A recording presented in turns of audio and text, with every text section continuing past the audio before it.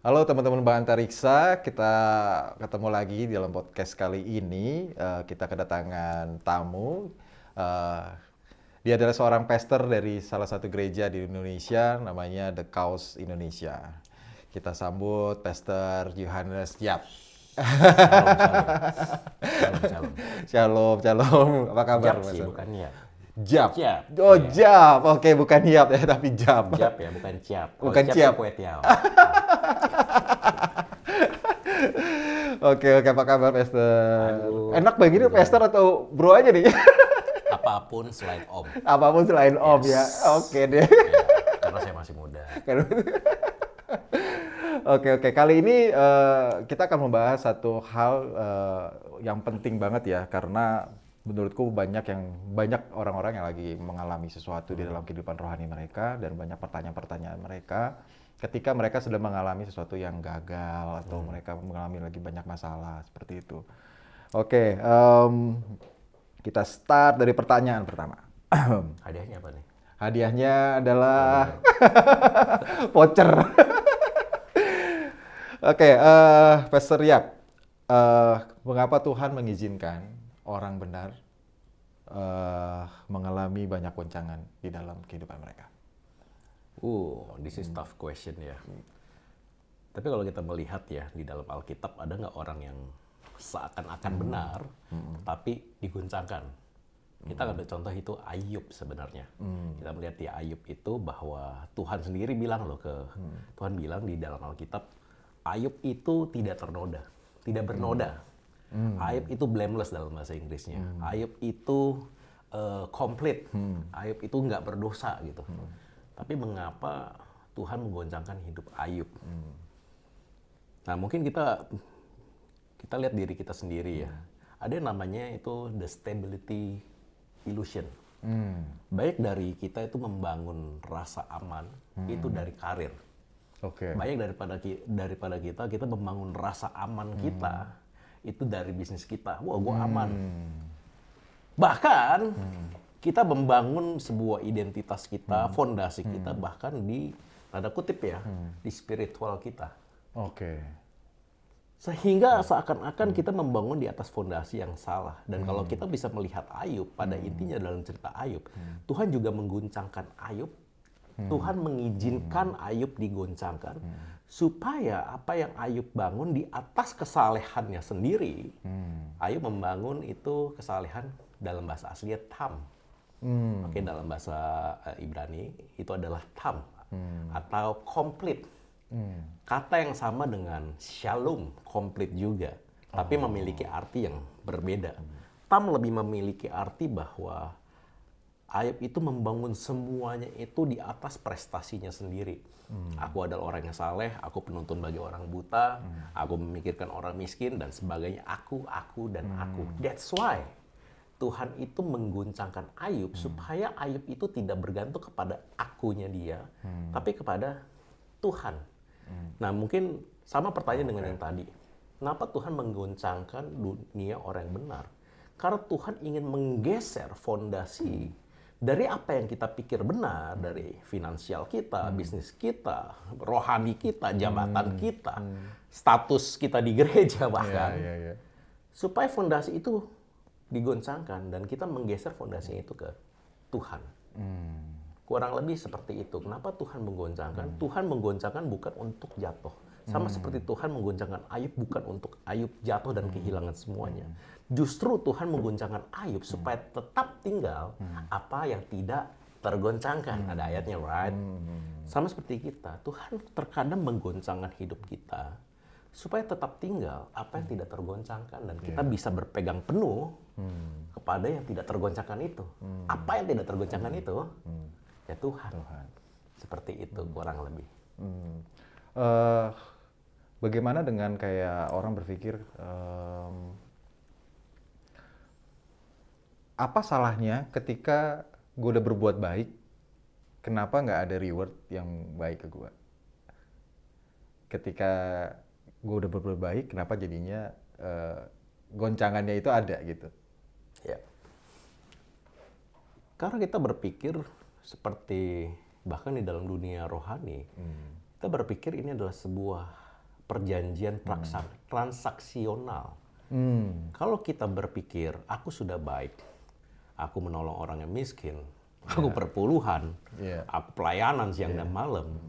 Kita berpikir Tuhan itu akan, wah gua akan berkati lu, berlimpah-limpah gitu ya. Tapi nggak seperti itu, right? Tapi nggak seperti itu, bahwa Tuhan itu bukan yang membuat perjanjian, yang perjanjian baru itu tidak buat, itu transaksional. Justru itu adalah perjanjian yang sangat menguntungkan manusia. Justru kita tidak perlu berbuat baik, tapi Tuhan tetap berkati kita. Tapi sekarang kan seakan-akan diputar balik. Oh, kalau gue udah berbuat baik, kenapa Tuhan jahat sama gue? Iya. Kurang lebih seperti itu. Contoh, kita balik lagi ke Ayub ya. Ayub itu mempunyai peta spiritual. Kita sebutnya peta spiritual ya. Yang mungkin kita hari ini juga punya. Ayub mempunyai peta spiritual. Kalau gue berbuat baik, Tuhan pasti baik. Betul. Kalau Dan itu terjadi banyak sekarang kan. Maksudnya banyak terjadi di era-era sekarang yang kita lihat secara kasat mata. Seolah-olah orang itu emang baik gitu. Betul. Dia berbuatnya sangat baik. Bahkan bisa tercompare bahwa kita sendiri kayaknya gue kurang baik di diri dia. Iya. Ya, itulah yang Ayub lakukan kan. Kalau kita lihat di kitab Ayub, ada di pasalnya, kalau nggak salah itu pasal, saya lupa, pasal 29 kalau nggak salah, atau 28. Ayub itu seakan-akan ngomel ke Tuhan kurang lebih, aku ini udah berbuat baik Tuhan. Aku ini penuntun orang miskin. Aku ada 29 kali Ayub berkata aku, dan dia menyebut kata Tuhan cuma 5 kali. Sisanya aku semua. Jadi seakan-akan kita membangun tanda kutip personal branding kita ini di atas apa yang kita lakukan. Bukan apa yang Tuhan lakukan untuk kita. That's the problem.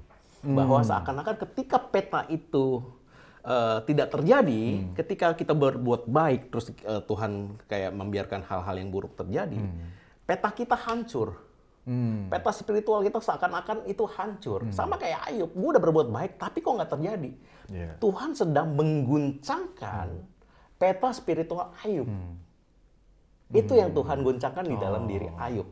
Dan mungkin ini juga Tuhan, tanda kutip, mengizinkan itu semua terjadi dalam kita, supaya peta spiritual kita yang tidak benar, itu hancur. Supaya tetap tinggal apa yang tidak tergoncangkan. Yaitu ya Tuhan yang memberi. Itu.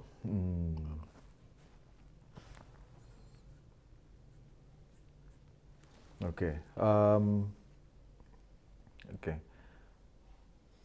Mungkin saya mau ini dikit tambahin dikit di luar konteks tentang baik dan perbuatan baik. Tadi you mention ada perbuatan baik.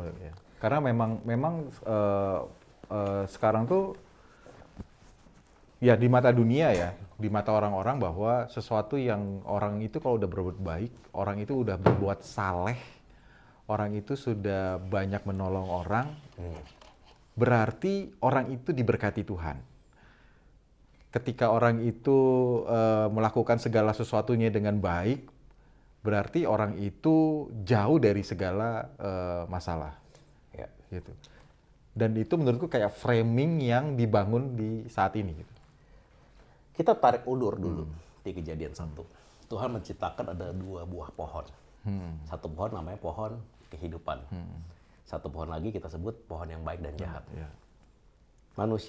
Tuhan suruh manusia itu tidak makan dari buah dari pohon yang baik dan jahat. Artinya, yang which is Hawa jatuh, Adam jatuh, mereka makan buah dari baik dan jahat. Dari namanya sudah tertulis baik dan jahat. Tapi Tuhan larang dari pohon itu. Mengapa? Artinya begini, kalau manusia berbuat baik, ujungnya mereka makan di pohon yang salah. Kalau mereka berbuat jahat ya otomatis orang nilai udah jahat. Tapi sadar nggak kenapa Tuhan melarang mereka makan dari pohon yang baik dan jahat? Karena buahnya dari perbuatan baik itu adalah salah. Buah dari makan pohon baik dan jahat, apapun kita berusaha baik, akhirnya salah. Kenapa? Pohonnya salah. Sedangkan ada pohon kedua, yaitu pohon kehidupan. Yang which is, pohon kehidupan itu sudah menjadi nyata di perjanjian baru. Yesus berkata, akulah jalan dan akulah kehidupan. Jadi kita jangan bertolak ukur dari perbuatan baik apa yang gue bisa lakukan. Tapi kita tolak ukurnya adalah Yesus. Karena apapun yang tumbuh ketika kita tinggal di dalam Kristus, ia pasti akan berbuah dan buahnya itu baik. Makanya Tuhan bilang kan, akulah pokok anggur. Barang siapa tinggal dalam aku dan aku di dalam kamu, maka kamu akan berbuah. Nah, mungkin yang saya mau ngomong di sini adalah kita berpikir bahwa kita harus berbuat baik terus-terus dan berbuat baik terus. Nggak salah dengan hal itu. Tapi ketika engkau tinggal di dalam pohon yang benar, buah yang baik itu otomatis. Buah yang baik itu otomatis timbul ketika kita akarnya benar. Makanya that's why ada di dalam gereja kita tidak pernah mengkhotbahkan buahnya. Contoh, kamu harus perpuluhan. Wah ini tajam nih. Contoh, kamu harus taat sama Tuhan. Saya tidak pernah mengkhotbahkan hal itu di dalam gereja saya. Oke. Tapi apa yang saya khotbahkan adalah 100% apa yang Yesus sudah lakukan. Nantinya buahnya akan timbul. Apakah orang-orang jemaat kita mereka perpuluhan? Saya yakin mereka perpuluhan. Betul. Kenapa itu buah? Perpuluhan itu buah. Ketaatan itu buah. Ada orang misalnya ya, kita nggak pernah khotbah, kamu jangan ngerokok gitu. Kita nggak pernah khotbahin itu. Tapi banyak juga orang-orang yang berhenti merokok. Kenapa? Yang kita tanamin adalah akar yang benar. Kita tidak mengkhotbahkan pohon yang baik dan jahat. Yang kita khotbahkan adalah pohon kehidupan. Yaitu Yesus itu sendiri. Apa yang Yesus sudah lakukan dalam hidup kita. Oke, berarti secara automatically mungkin ketika kita mendengarkan ditaruh tadi dalam akar yang benar, maka paradigma kita, pemikiran kita akan menjadi berubah. Berubah. Tapi permasalahan adalah banyak pertanyaan juga. Wah, ini dia udah mendengar khotbah-khotbah kasih karunia tentang Yesus, kok dia belum berubah? Right? Kita ambil contoh, saya analogikan, saya suka menganalogikan misalnya pohon semangka dan pohon pepaya.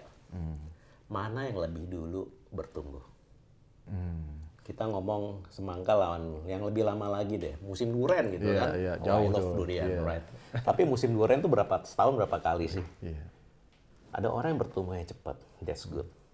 Tapi ada orang-orang yang baru menuainya, mereka baru bertumbuh. Akal budi mereka berubah karena kebaikan Tuhan. Mungkin setelah 5 tahun, 10 tahun, 20 tahun. Ya so be it. Seorang Petrus yang bersama-sama dengan Yesus selama 3,5 tahun, dia baru berubah justru setelah Yesus bangkit. Yang artinya setelah 3,5 tahun bersama dengan Yesus setiap hari, baru berubahnya itu, baru mengerti itu 3,5 tahun. Apa yang Tuhan ubahkan dari diri Petrus? Dari aku menjadi Tuhan. Contoh, kita melihat bahwa kehidupan Petrus itu, kita sering melihat Petrus itu membanggakan diri sendiri. Oh, kalau yang lain pergi, aku tidak akan pergi, Tuhan. Iya, betul. Terus kalau kita lihat habis mau Yesus sebelum ditangkap, dia menyarungkan ini pedangnya, menghunus pedangnya dan dia potong kupingnya Malkus. Aku paling hebat pokoknya. Terus dia yang merebuke Yesus, jangan kesalib. Tapi Yesus bilang, nggak bisa seperti ini kau iblis gitu ya, kurang lebih seperti itulah. Dan Yesus merebuke Petrus karena itu. Kenapa? Karena Petrus itu seakan-akan berjalan di depan Yesus. Aku ini sanggup Tuhan. Aku ini kuat. Aku yang paling layak menjadi murid-Mu. But in the end, Tuhan seakan-akan emang tidak secara langsung, identitas Petrus itu kayak sedang dihancurkan. Dengan apa? Dengan ayam berkokok. Hal yang dia banggakan itu tidak terjadi. Dan kita lihat ya, setelah Yesus bangkit itu Petrus itu kembali menjadi nelayan. Jadi identitas yang dia banggakan itu kayak, sudahlah Tuhan, aku nggak berhasil jadi murid. Gue jadi nelayan kayak lebih cocok. Ya nggak sih, kayak kita pelayanan terus kita gagal, kita pemimpin terus kita gagal, terus kita berpikir, wah gue jadi nelayan aja deh, gue jualan cimol aja deh, kayaknya lebih cocok gitu. Itulah yang terjadi dalam diri Petrus. Ya. Tapi ini yang menarik ya, ada kontrasnya, ada sebuah kontras di mana sebentar, saya ada catat nih, ini terdekatkan yang ini kan. Tapi ada ketika Yesus bangkit ada yang kontras. Kalau Petrus yang dulu, Petrus selalu berjanji melakukan sesuatu buat Yesus. Aku akan mati bagi Tuhan, aku akan ikut Engkau Tuhan. Tapi sekarang justru Yesus itu menghampiri Petrus terlebih dahulu. Dan apa yang Yesus lakukan pertama kali ketika bertemu dengan Petrus? Masak sarapan. Iya, betul. Siapin sarapan. Dan tetap menyuruh Petrus menggembalakan domba. Terlepas dari kegagalan Petrus, terlepas dari identitas Petrus yang kuat itu hancur, Yesus itu tetap menyuruh Petrus menggembalakan domba. Oke, tapi ada yang menarik di sini. Kalimat pertama Yesus ketika bertemu dengan Petrus, ketika sebelum jadi murid ya, tahu nggak kalimatnya apa? Matius 4 ayat 19, mari ikutlah aku. Tahu nggak kalimat terakhir Yesus waktu sebelum naik ke surga ke Petrus, tahu nggak apa? Dan sesudah mengatakan demikian, Yesus berkata kepada Petrus, ikutlah aku. Di awal dia berkata, ikutlah aku. Di akhir Yesus berkata kepada Petrus, ikutlah aku lagi. Kenapa? Karena Petrus itu orang paling susah untuk ikut Yesus. Dia maunya paling depan. Beda sama Yohanes. Kalau kita lihat di Yohanes dan murid yang dikasihnya itu mengikuti Yesus. Kita sering mendengar kata itu. Tapi untuk seorang Petrus sulit untuk mengikuti Yesus. Petrus itu sering berjalannya di depan Yesus, bukan mengikut Yesus. Oh, oke. Jadi seakan-akan Yesus berkata, Petrus, kita kembali di awal. Kita kembali di awal. Kembalilah ke posisimu yang awal nih, waktu gua ketemu sama lu, Petrus. Jangan di depanku, kamulah yang di belakangku. Jangan mengatur, cukup berjalan di belakangku. Makanya lu ada lagu ya di GMB. Berjalanlah di depanku. Ya. Karena tugas kita adalah kita di belakang Yesus. Dan ketika kita melayani, ketika kita membangun sesuatu, semuanya Tuhan yang di depan kita. Bukan aku, bukan Petrus. Semenjak saat itu Petrus berubah. Penerimaan Yesus membuat Petrus berubah. Bukan karena apa yang Petrus bisa lakukan, dia baru 3,5 tahun. Tapi apa yang Yesus lakukan untuk diri dia. Petrus baru wah ini toh ternyata. Seperti itu kurang lebih. Wow. Kalau sekarang ada yang sedang mengalami nih, so apa yang harus dia lakukan? Mungkin ada teman-teman kan sekarang, ya lagi ngalamin banyak hal ya. Udah lagi habis dari PHK, terus datang ke gereja, ternyata dia mendengarkan, ya mungkin kamu banyak dosa kali, dan kamu harus berubah. Kurang baca Alkitab, kurang puasa, kurang persembahan, udah di PHK terus kasih persembahan, kurang perpuluhan ya kan. Makin lama dia merasa bahwa, wah gue ternyata nggak disayang banget sama Tuhan nih. Gitu. Mungkin apa yang harus kita lakukan, apa yang harus gue lakukan ketika sedang mengalami itu, dan ya sekarang ya mungkin lagi krusial ya, sedang mengalami itu dan sedang mendengarkan firman-firman yang seperti itu, gitu. Ya. Kita ambil contoh di Ayub lagi ya. Yeah. Di Ayub 38, di Ayub itu sebentar, sorry, ini cut dulu ya, saya lupa ayatnya, saya selalu lupa tuh di ayat. Sebentar. Nah, waktu Ayub di tengah-tengah penderitaannya, tadi kan saya bilang bahwa Ayub itu berkali-kali bilang, aku udah begini Tuhan, aku udah begini. Tendensi Ayub pada saat itu adalah mencari informasi. Yeah. Mengapa aku begini? Iya, yeah, betul. Ya sama seperti pertanyaan abang tadi, bagaimana caranya? Menurut saya salah pertanyaannya. Oh, oke. Bukan bagaimana. Dan bukan mengapa. Okay. Tahu nggak Tuhan bilang apa ke Ayub ketika Ayub ngomel seperti itu? Tuhan di Ayub 38, dia kurang lebih ngomong seperti ini. Kamu di mana Ayub ketika aku meletakkan dasar bumi? siapakah yang telah menetapkan ukurannya, ukuran bumi? Terus Tuhan nanya lagi Ayub, dapatkah engkau memberkas ikatan bintang Kartika? You tahu nggak bintang Kartika itu apa? Tahu nggak? Apa tuh? Ayub juga nggak tahu. Terus Tuhan bilang lagi ke Ayub, kamu tahu nggak cara menerbitkan bintang mintal kul buruk? Tahu nggak mintal kul buruk? Nggak tahu. Saya juga nggak tahu, Bang. Eh, Artinya begini, kita sering banyak meminta penjelasan Tuhan bagaimana. Tapi untuk hal-hal yang terlihat aja, seperti bintang dan matahari, seperti lautan dan daratan, kita nggak ngerti, Bang. Iya. Ini ciptaan Tuhan gimana ya? Bagaimana cara membuatnya, bagaimana cara mengatur. Kita nggak ngerti terhadap apa yang Tuhan ciptakan yang kita bisa lihat. Iya. Apalagi, Bang, kalau Tuhan ciptakan hal-hal yang tidak terlihat untuk diri kita. Untuk rancangan-rancangan Tuhan yang telah Tuhan buat, yang tidak terlihat. Kita nggak ngerti, Bang. Kita nggak mengerti. Yeah. Karena Tuhan menjawab Ayub. Tuhan nggak jawab pertanyaan Ayub dengan, ini loh caranya Ayub. Iya. Ini loh Ayub, mengapa kamu seperti itu? Tuhan nggak bilang di situ. Sama seperti Tuhan nggak bilang ke kita. Gimana caranya? Iya. Dia nggak kasih alasannya bahkan ya. Nggak kasih alasannya. Jadi kalau kita tidak bisa mengerti ciptaan Tuhan yang kelihatan, apalagi rancangan Tuhan untuk hidup kita, yang kita percaya adalah rancangan damai sejahtera yang tidak kelihatan. Jadi jangan coba stop untuk mengetahui caranya, stop untuk mengetahui mengapa kita ini semua terjadi. Tapi perhatikan respon Ayub di Ayub 42 ayat 5 nih. Ayo bacain ya. Hanya dari kata orang aja aku dengar tentang Engkau Tuhan.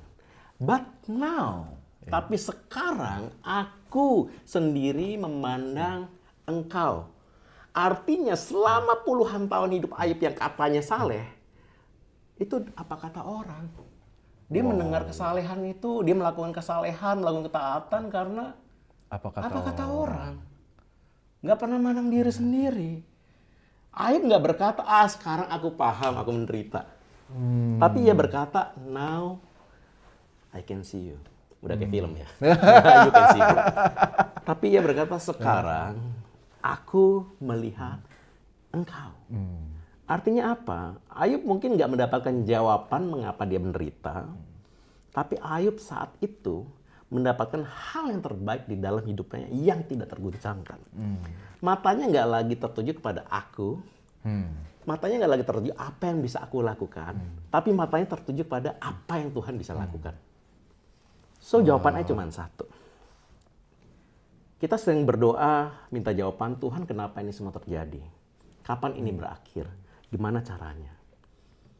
Mungkin doanya sedikit digeser. Fondasi kita sedikit digeser. Kita mungkin doa yang lebih baik mungkin seperti ini. Tuhan, di saat semua yang aku tidak mengerti kenapa ini semua terjadi, biarkanlah aku boleh melihat Engkau. Jawaban yang paling menyembuhkan bukan penjelasan Tuhan. Tapi jawaban yang paling menyembuhkan karena kita bisa melihat penyertaan Tuhan secara langsung. So pertanyaan paling tepat bukan how, bukan why, tapi who. Yaitu Tuhan Yesus sendiri. Tuhan Yesus sendiri. Kalau kita cari bagaimana ya banyak cara-cara dunia kita bisa cari bagaimana. But the only answer yang kita bisa lakukan, yang tadi cut. Yeah. Jawaban yang paling kita lakukan bukan how, bukan why, tapi who. Dan itu Yesus. Bergantung 100% matamu melihat ke Yesus. Jalani apa yang di depan mata. Firman Tuhan berkata, firman-Mu adalah pelita bagi kakiku. Pelita itu kayak lilin kecil di dalam sebuah kayak kaca seperti itu. Dan cuma hanya bisa menyinari 5 meter ke depan. Iya. Apa yang kamu punya sekarang? Apa yang kamu bisa lihat? Kerjakanlah. Karena itu juga anugerah dari Tuhan. Firman-Nya mungkin cuma 5 meter. Bukan sinar matahari yang bisa tahu semuanya. Seperti itu. Tapi kita bisa melihat 5 meter, 10 meter ke depan. Just walk di belakang Tuhan. Kurang lebih kayak gitu. Wow. Jadi who ya, bukan bagaimana caranya, mengapa, sudah bikin ini, sudah bikin itu, dan ternyata yang benar ya. Kadang-kadang malah pemikiran itu terjadi karena seperti Ayub tadi, banyak mendengarkan dari kata-kata orang. Kita sendiri justru tahu firman-Nya cuman dari kata-kata orang, tidak menggali sendiri dengan firman Tuhan itu sendiri. Itu makanya ya itu tadi ya, penting banget kita sebenarnya untuk bisa sendiri buka firman Tuhan, membaca sendiri firman Tuhan, dan mendapatkan hikmat sendiri dari firman Tuhan itu sendiri gitu. Wow. Sekarang the next question is Bagus. Oh belum. belum. Oh, belum. The next question is seberapa sayang sih Tuhan sama kita ini?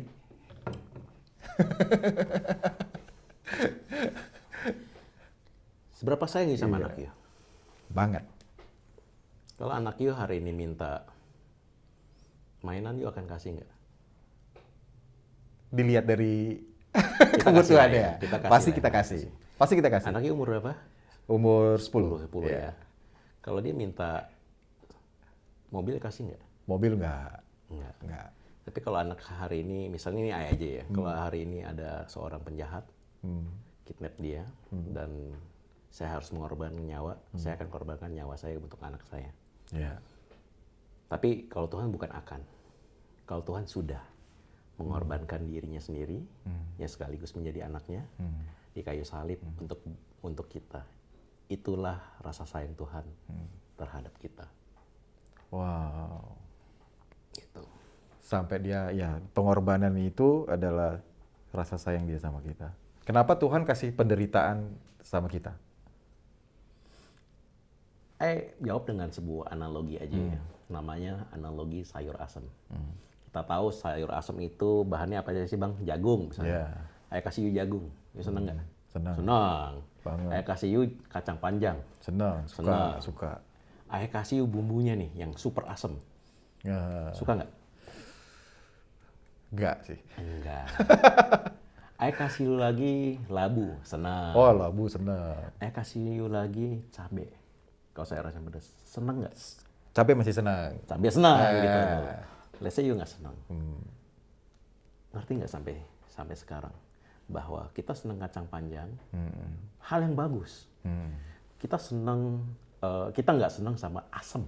Bumbu asam itu kan kalau dimakan. Oh, itu nggak enak. Tapi kalau itu sudah dimasak, enak nggak? Enak banget. Enak banget. Enak banget. Saya mau bacakan di Roma 8 ayat 28. Yang ini kata ya.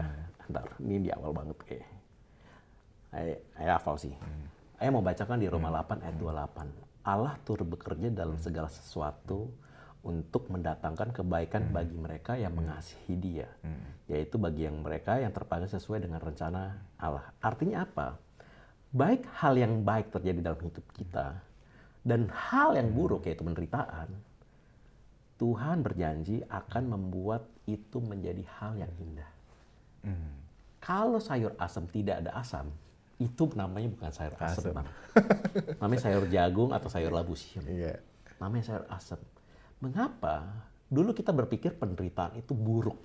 Tapi setelah kita berjalan bersama dengan Tuhan, itu akan jadi sayur asam, Bang. Enak, Bang.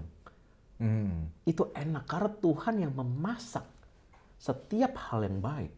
Dan Tuhan akan memasak setiap hal yang kita rasa buruk pada saat itu menjadi suatu hal yang baik. Jadi sayur asam.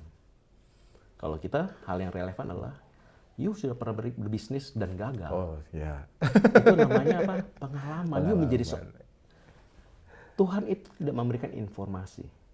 Tapi Tuhan selalu memberikan transformasi. That's why hal-hal yang buruk itu kita anggap cuma informasi. Tapi hal-hal yang buruk itu selama kita berjalan bersama Tuhan, justru hal yang buruk itulah yang dipakai oleh Tuhan. Tuhan jadikan itu baik, jadikan pengalaman dalam hidup kita. Tuhan jadikan itu hikmat dalam hidup kita. Dan itu akan menjadi hal yang baik. Orang lebih seperti itu. Jadi ya semua yang terjadi ya sebenarnya satu hal yang baik ya dalam kehidupan kita ya. Ya. Ketika itu semua, ya itu, gue selalu punya prinsip bahwa by the end, apa yang kita alami itu akan menjadi sebuah kesaksian buat orang lain. Yep. Karena kita sudah mengalami dan kita akan menceritakan apa yang kita alami.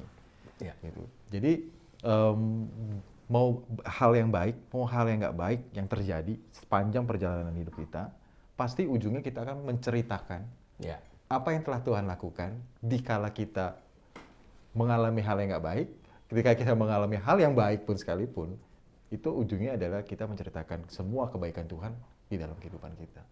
Ya. Contohnya aja pandemi. Berapa banyak orang yang semua orang rata kan, nggak ada yang nggak baik tuh pandemi. semua orang rata. Tapi begitu kita flashback dan kita ceritakan sekarang, semua orang menceritakan bahwa gue survive loh, Iya. gue diberkati loh tadi. Iya. Hidup gue ternyata oke, banyak yang mengalami hal-hal yang nggak baik ya, ya ada yang di PHK, ada yang harus begini, harus begitu. Tapi finally ujungnya adalah dia menceritakan ternyata ini semua karena Tuhan ya, menjaga kehidupan kita, kebaikannya sampai segitunya, gitu. Right. Ya itu banyak hal yang sebenarnya itu tadi, yang benar sih. Banyak hal yang kita nggak bisa lihat. Ya. Kita seolah-olah mau menodongkan sesuatu, kasih gua penjelasan yang tepat, kan gitu kan. Kalau Ya. kita punya masalah kan rata-rata gitu. Ya. Kasih gua, kenapa bisnis gua begini, kenapa gua harus begini, kenapa gua mengalami ini, kenapa gua gagal nikah misalnya, kenapa gua di PHK gitu. Tapi finally ketika kita sadar bahwa tapi ini sih ya, gue selalu ngalamin gini, ketika gue pribadi ya, gue mengalami hal yang nggak enak banget gitu ya. Mungkin sama tuh, pertanyaannya begitu dulu gue. Gue suka gitu juga, kenapa ya Tuhan begini, kenapa ya Tuhan gitu. Tapi di ujungnya gue akan selalu diem dulu. Gue diem, dan gue ngelihat bahwa pasti ada sesuatu yang terjadi yang membuat gue akan melewati ini, dan ketika gue melewati ini, gue akan bisa menceritakan ini. Terutama paling penting gue bisa menceritakan ini kepada keluarga gue. Gitu. Bagaimana Tuhan menyelamatkan? Bagaimana Tuhan menyelamatkan. Itu makanya sampai hari ini, gue sama anak gue selalu cerita. Gue selalu cerita bahwa bisnis nggak akan mulus-mulus aja. Gitu. Apa yang dia dikasih, semua itu nggak secara mutlak mulus bisa dikasih seperti itu. Semua ada backgroundnya. Gitu. Tapi yang gue kasih ajarkan ke dia adalah, semua yang terjadi, ini ada Tuhan di dalamnya. Yes. Sehingga apa yang dia dikasih ke kamu itu semua karena berkat dari Tuhan yang ada di dalam kita, yang memberkati kita dan bisa memenuhi semua keperluannya kamu. Gitu.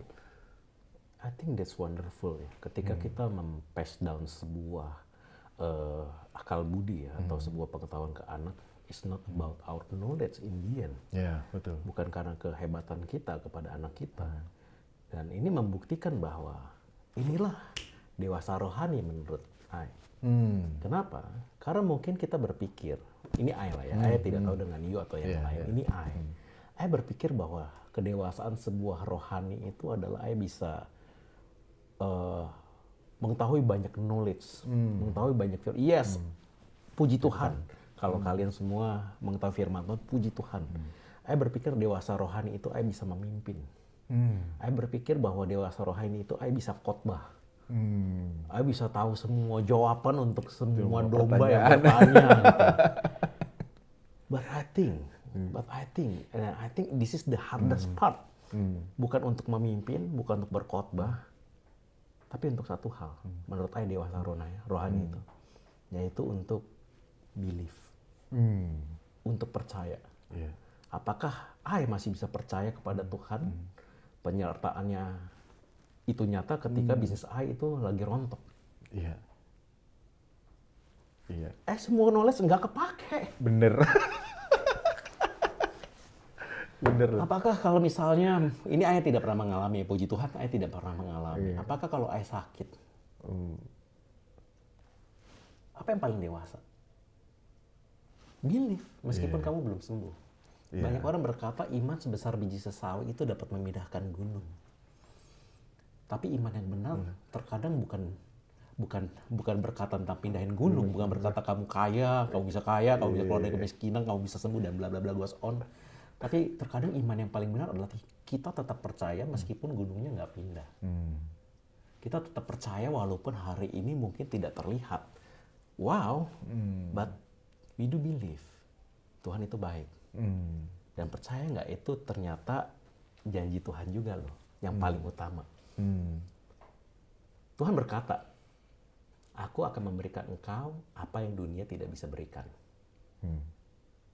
Dan dunia tidak bisa berikan hal ini kepada kita. Tahu nggak apa? Apa tuh? Pas perjamuan terakhir. Aku akan memberikan engkau damai sejahtera. Shalom. Inilah yang membuat kita percaya. Iya. Inilah yang membuat kita damai. Dan kata shalom itu bukan berarti feeling peace atau berasa damai sejahtera. Tapi kata shalom itu sebenarnya komplit.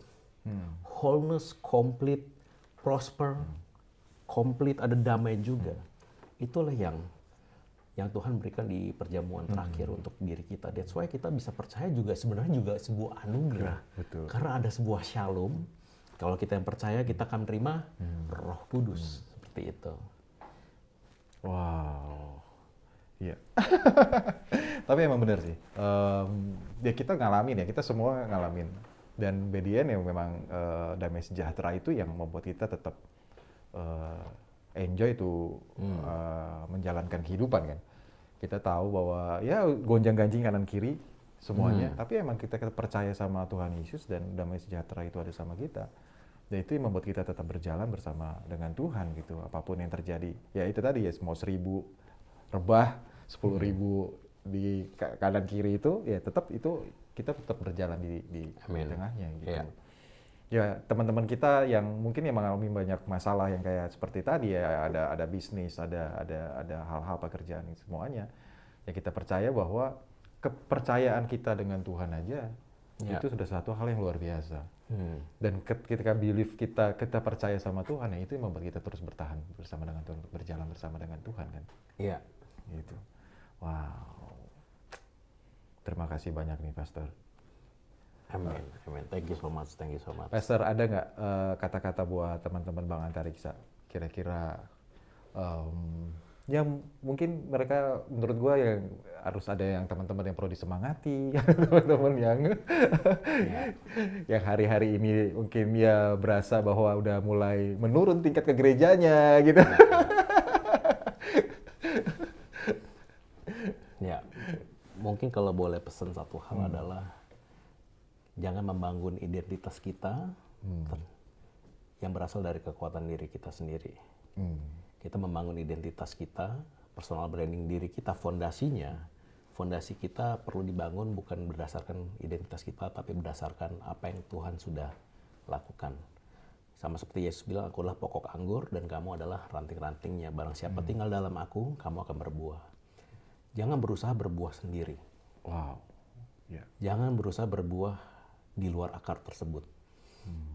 Pernah nggak sih kita ngerasa contoh di dalam pornografi, di dalam misalnya hal-hal yang tidak alkoholik, semuanya lah judul. Kita berusaha untuk melakukan segalanya dengan kekuatan diri. Oh, gue harus berhenti. Niatnya baik ya. Iya. Tapi kita mesti mengerti bahwa seperti Ayub itu, mataku sekarang tertuju kepadamu. Artinya yang kau perlu lakukan bukan berusaha untuk lebih baik, tapi cuma satu hal, matanya tertuju kepada Tuhan. Wow. Nanti otomatis buahnya itu akan timbul. Entah itu setahun, entah itu 5 tahun, entah itu 10 tahun, entah itu 20 tahun. Saya pernah berkata kepada jemaat saya, ada satu orang dia ngomong sama saya, dia punya kelemahan yang saya tidak bisa cerita di sini. Saya ngomong ke satu hal sama dia seperti ini. Kalaupun 30 tahun lagi atau 40 tahun kemudian kamu belum berubah dan kamu mati, saya tetap mengasihimu. Wow. You know apa yang terjadi? Nggak sampai 2 tahun hidupnya berubah. Wow. Kenapa? Saya cuma bantu dia cuma satu. Saya nggak kasih dia nasihat. Saya cuma bantu dia, matamu tertuju kepada Tuhan. Tuhan menerima kamu apa adanya. Tuhan sayang kamu. Seperti kamu sekarang, kamu tidak perlu membawa sesuatu perubahan untuk Tuhan. Tapi justru kamu datang ke Tuhan dan Tuhan akan merubahkan kamu. Seperti itu. Jadi jangan berusaha berbuah di luar akar Tuhan. Kurang lebih seperti itu. Wow, thank you. Thank you so much. Thank you, Pastor. Wow, pembahasannya menarik ya. Jadi ya kita bisa melihat bahwa apa yang telah Tuhan lakukan dalam kehidupan kita itu semua hal-hal yang terbaik untuk kita. Semua tidak ada yang tidak manis.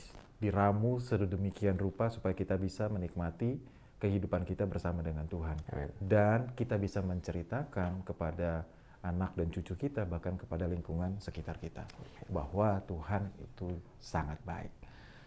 Pastor, kalau kita lihat Ayub itu kan sudah begitu salehnya ya, sudah begitu baiknya dalam kehidupannya dia, sudah begitu perfect di mata kita. Dan di mata Tuhan juga. Dan di mata Tuhan juga, Ya. sangat perfect. Ya. Tapi kenapa Tuhan izinkan itu? Oke, kita bahas dulu dari bahasa aslinya ya. Ketika Tuhan bilang Ayub itu saleh atau dalam bahasa Inggrisnya adalah blameless, dalam bahasa aslinya blameless itu adalah tam. Tam. Tam itu artinya complete, wholeness. Lalu apa bedanya dengan kata shalom yang artinya juga sebenarnya complete atau wholeness atau utuh?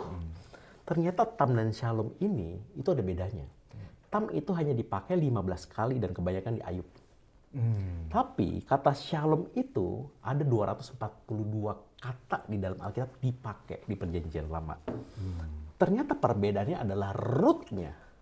Tam itu komplit karena Ayub sudah melakukan sesuatu. Oke. Tapi ini yang membedakan.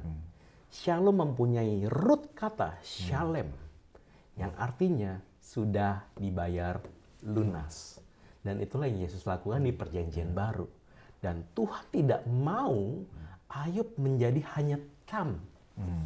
Tuhan mau Ayub itu menjadi shalom. Itu yang Tuhan mau. Dan sama seperti kita dalam kehidupan kita. Tuhan nggak mau kita menjadi tam. Kenapa? Karena shalom itu adalah obat bagi orang yang burnout di dalam pelayanan. Shalom adalah obat untuk orang yang perfeksionis.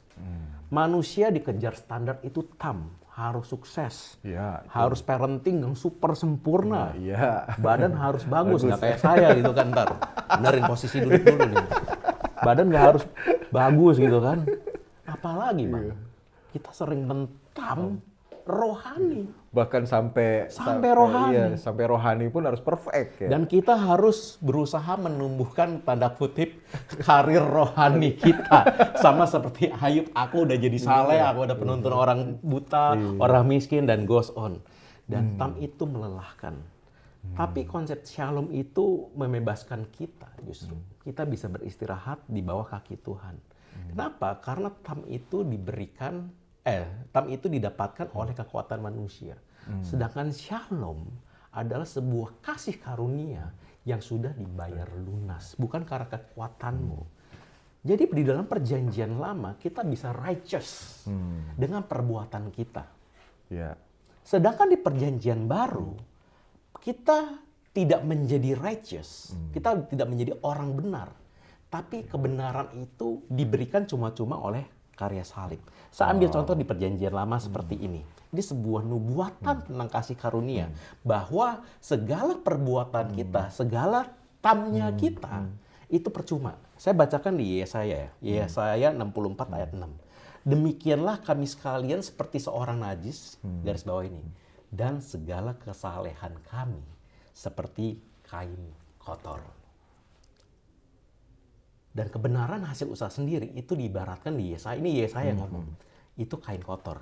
Kain kotor dalam bahasa aslinya adalah beget idim. Oke. Sorry ya, ini rada-rada vulgar. Beget itu adalah kain. Idim itu adalah hasil dari menstruasi. Wow. Dan itu bicara tentang darah di dalam sebuah kain. Dan apa yang dilarang ketika dibayar Allah? Wanita menstruasi. Betul. Tidak boleh datang. Artinya segala kesalehan seakan-akan Yesaya ngomong kita ini berusaha untuk menyogok Tuhan dengan kesalehan kita. Yang which is kita itu nggak akan pernah berhasil. Do you know ada berapa, correct me if I'm wrong ya, ada berapa peraturan dari Perjanjian Lama dan Perjanjian Baru? Ada kurang lebih 1051 peraturan yang engkau harus taati. Salah satunya nggak boleh makan babi. Iya. Nah itu berat tuh. Nggak bisa sekarang. Kulit ayam nggak boleh. Nggak boleh, betul. Nggak boleh. Iya. Terus kamu harus disunat. Saya nggak tahu abang udah sunat atau enggak. Tapi disunat itu kalau nggak salah 7 atau 8 hari. Kalau nggak 7-8 hari, berarti kamu udah melanggar. Meskipun itu orang tuamu. Artinya kita bisa nggak ada 1051 kali itu taat. Nggak bisa, karena Tuhan itu tahu. Nggak bisa. That's why di perjanjian baru, Tuhan ngomong seperti ini. Dia di 2 Korintus 5 ayat 21. Dia yang tidak mengenal dosa telah dibuatnya menjadi dosa karena kita. Supaya dalam dia kita dibenarkan. Bukan kita menjadi orang benar. Kita dibenarkan oleh Allah. Ada sebuah analogi lagi dari ayat. Cuman kita cepat aja. Di Ulangan 28. Kamu harus taat, kamu harus ini bla bla bla bla bla bla. Bicara tentang perbuatan manusia. Tapi tahu nggak di perjanjian baru di 1 Yohanes 10 ayat 19 kalau saya nggak salah. Akunya adalah Tuhan. Akan menaruh hukumku di hati manusia. Aku akan memberkati. Aku akan. Perjanjian lama bicara tentang apa yang manusia bisa lakukan. Perjanjian baru bicara aku, Tuhan, aku akan memberkati engkau. Kenapa? Bukan karena kamu orang benar, tapi kamu sudah dibayar lunas. Shalem, sudah dibayar lunas. Jadi hari ini kita taat adalah respon. Itu adalah buah. Kita hari ini nyokap misalnya, nyokap Ai. Sayang nggak sama Ai? Sayang. Dia ngomong apa? Ai turutin nggak? Turutin. Apakah karena takut? Enggak. Contoh perpuluhan. Nyokap Ai minta uang nggak sama Ai? Enggak. Tapi ayah kasih nggak? Kasih. Disuruh nggak? Enggak. Sama kayak perpuluhan. Ayah ngasih perpuluhan bukan karena takut dikutuk, tapi karena ayah sayang Tuhan. That's all. Ayah pengen kerajaan Tuhan, banyak orang yang seperti yang bilang kita harus bersaksi. Kalau ayah nyumbang, ayah tahu bahkan banyak orang yang akan mendengar kesaksian tentang Tuhan. That's why I give. Perjanjian lama enggak, mereka takut kena kutuk. Iya, sebenarnya itu another topic ya. Sebenarnya kena kutuk itu karena imam besar. Karena imamnya menipu orang Israel. Coba kita baca Maleakhi 2 ya, ini bonus lah. Maleakhi 2, Tuhan bicara kepada imam. Oke. Bawalah persembahanmu, maka tingkap-tingkap langit terbawa. Cuman yang sebenarnya terjadi kurang lebih seperti ini. Tuhan bicara kepada imam. Konteksnya Tuhan lagi bicara sama imam. Jangan menipu aku, itu bicara Tuhan dengan imam. Orang Israel, mereka sudah memberikan persembahan terbaik, domba tidak bercacat. Oke, kalau yang rada miskin, mereka bawanya burung, merpati atau tekukur ya, saya lupa. Nah, masalahnya domba ini tidak dipersembahkan, diganti domba yang bercacat. Tapi permasalahannya adalah di Maleakhi 3, karena imam besarnya berdosa, yang kena kutuk siapa? Bangsanya. Ulangan 28, berkat dan kutuk. Tapi di akhir Maleakhi 3 ada kurang lebih tertulis seperti ini. Kamu akan mempunyai imam besar yang tidak bercacat.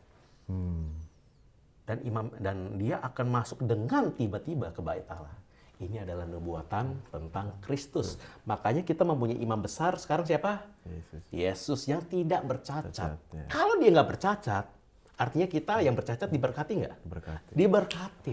Karena dia juga sekaligus domba yang menjadi persembahan. Jadi Tuhan sudah membayar lunas semua, sudah. Hukum Taurat itu tidak dihilangkan, tapi sudah dibayar lunas. Ini yang dibayar lunas. Supaya kita hanya ada berkat. Dan berkat yang paling utama menurut saya adalah yang tadi kita bahas di awal adalah Tuhan selalu menyertai kita. Terlepas situasi kita. Dan kalaupun kita ada situasi buruk, Tuhan akan mengubah, Roma 8:28. Tuhan akan mengubah situasi buruk itu menjadi sesuatu yang baik. Menjadi sayur asem. Kurang lebih gitu. Wow, ada bonus ya. Itu ya topik yang menarik sekali. Singkat tapi akhirnya bisa menemukan alur yang jelas ya. Terutama ya tadi ya perpuluhan tadi gitu. Tapi emang bener sih kalau dari berapa tadi 1000 berapa peraturan 1001 1051 ya, sekitar segitu peraturan. Saya rasa kalau itu harus ditetapkan dan dijalankan, ya melanggar lampu merah udah nggak mungkin masuk surga udah. Sesimpel itu aja. Iya kan, ibarat seperti itu kan, itu semua peraturan ada di situ. Waduh. Oke, thank you Pastor. Thank you so much. Terima kasih buat waktunya. Nanti kita mungkin the next kita akan ngobrol-ngobrol lagi. Siap. Next kayaknya ngobrolnya perpuluhan tadi. Jangan. jangan. Itu materi yang menarik banget sih soalnya, materi menarik sekali. Oke, thank you Pastor buat waktunya. Buat teman-teman Antariksa, Bang Antariksa, kita berdoa dulu. Kita percaya bahwa apa yang kita dengar, apa yang kita lihat pada hari ini, semua bisa merubah dari apa yang Tuhan kasih dalam kehidupan kita. Pastor boleh berdoa buat teman-teman? Oke, let's pray. Tuhan, kami bersyukur bahwa hari ini kami bisa berfellowship Tuhan bersama Tuhan. Aku berdoa untuk setiap pendengar Tuhan, bahwa iman kami muncul dari pendengaran akan firman. Tuhan, aku berdoa iman sebesar biji sesawi Tuhan dapat memindahkan gunung Tuhan. Aku berdoa untuk setiap pada kami yang mendengar Tuhan firman-Mu Tuhan pada hari ini. Ada transformasi yang terjadi, ada transformasi akal budi yang terjadi. Mungkin gunung kami belum pindah Tuhan, tapi aku berdoa Tuhan ada akal budi yang utuh Tuhan, yang melihat kepadamu Tuhan. Ada mata yang tertuju kepadamu Tuhan. Ada shalom, shalom Tuhan yang kami boleh temui. Bahwa kami boleh merasa tenang ketika kami ada di dalam badai Tuhan, ketika kapal kami terombang-ambing. Tapi kami tahu Tuhan, kami bisa tenang bukan karena badainya karena badainya sudah berhenti. Tapi kami bisa tenang karena ada Engkau di kapal kami Tuhan. Di dalam nama Yesus Tuhan, kami bangga mempunyai Tuhan seperti Engkau. Amin. Tuhan yang tidak pernah meninggalkan umatnya. Di dalam nama Yesus kami percaya, katakan Amin, amin, amin. Terima kasih buat semua teman-teman Bang Antariksa. Silakan di subscribe dan di share konten ini. Bye. Bye.